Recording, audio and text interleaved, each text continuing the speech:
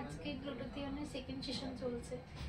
প্রথম দিন ফার্স্ট দিন খুব ভয় পেয়েছিলাম, কান্নাকাটি করেছিলাম। আজকে কিছু হয়নি, নর্মাল আমি ঠিকঠাকই নিয়েছি। একটুখানি লাগছে, চিনচিন করছে।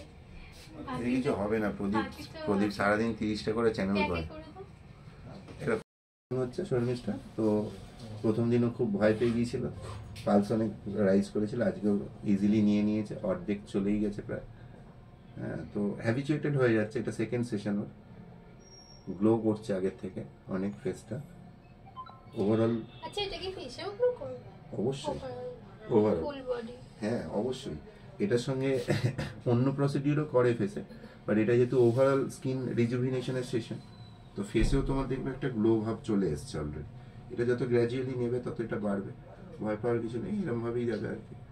আর শর্মিষ্ঠাকে দেখো, সেদিনের মুখটা আজকের মুখটা অনেক ডিফারেন্স আছে। না, আজকে তো ভয় লাগেনি, কিছুই হয়নি, নরমাল।